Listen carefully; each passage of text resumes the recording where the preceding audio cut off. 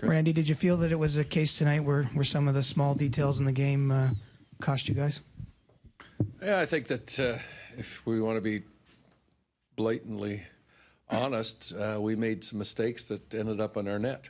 And when you do that, usually it ends up that you're on the wrong side of a score. In the playoffs, you can't give the opposition, and I'm not taking it away from them that they didn't earn it, but when you outright make some mistakes with the puck in some situations that lead directly to grade A scoring chances and they score on it, those are tough ones on our group. But, I thought our work ethic was really strong, and we worked hard, and we did a lot of good things, but our execution level and the mistakes that we made aren't going to allow us to win a hockey game playing like that. Randy, you've been having a lot of trouble getting shots on goal. Tonight, that wasn't the case. You got a lot of shots on goal. Were you beaten by a goaltender tonight? He played well. He made the stops when he needed to, and I don't think we had enough traffic or enough concentration of offensive zone time. We didn't have the flurries of 2 and 3 shots off the rebound. There was a lot of shots taken out from the outside, and that's what teams do is you push things to the outside, and we didn't do a good enough job of getting inside. And then for the offense that our power play provided, it didn't really look like we were very cohesive on it. Face-offs are obviously a key thing. You guys didn't do well in the face-offs. And is there concern from your standpoint at your guys getting constantly kicked out?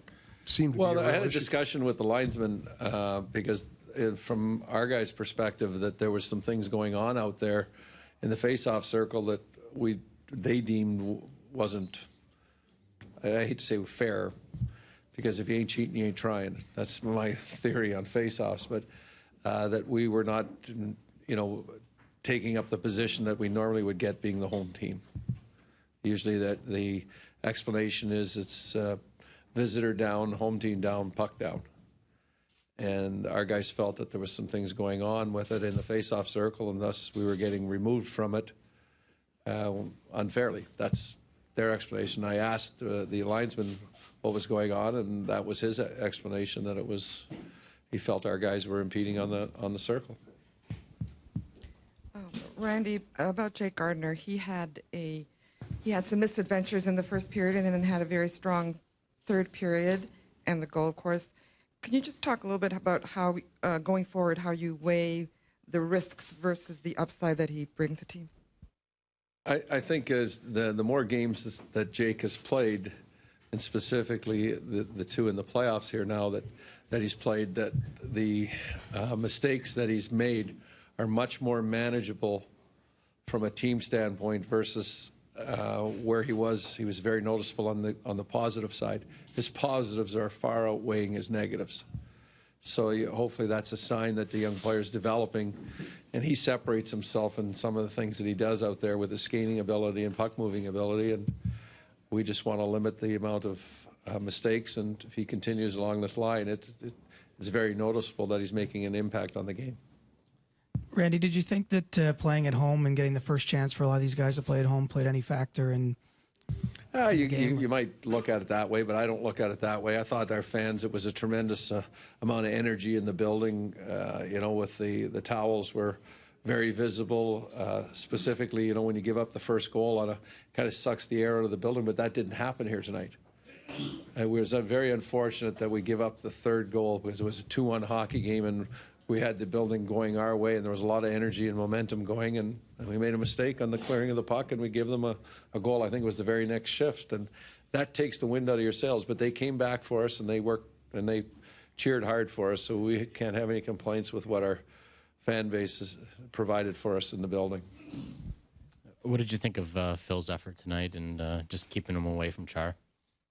As I said, it's not as easy as you think when you know that he's going to be out there for every defensive zone face-off, so you can try and work around it, but in some situations you have to play your offensive players, and you can't keep them off the ice on any offensive zone face-off. That'd be unfair to the player, and you're not giving your team the best chance for success by doing so. So you have to manage that, and you have to watch it, and we got away from it a few times, and there were shifts that he had to play against Sure, we know that has to happen sometimes. Randy, speaking about zone matching, were you prepared for Boston to basically glue the Horton line in the offensive zone and Bergeron in the defensive end? Were you anticipating that? They put two centers out in most of the situations, and they have a game plan and that they wanted to implement, and you have to give the opposition credit.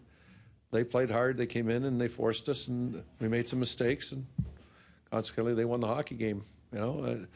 And that's really that they made less mistakes than we did, and their execution level was above ours. Anybody else? In your read on that, also a sign of a team with more experience maybe at this time of year in terms of the mistakes? I guess you could say they're a veteran team, and that their lineup's been through more wars than ours has. But again, try to explain to your team that it's a test. Every game's a test. Every shift's a test. This is a war of attrition, and there's skill involved in it, there's will involved in it, and there's luck involved in it. But you have to earn every one of them. And we didn't do enough, and we made too many mistakes to give ourselves the proper chance to win.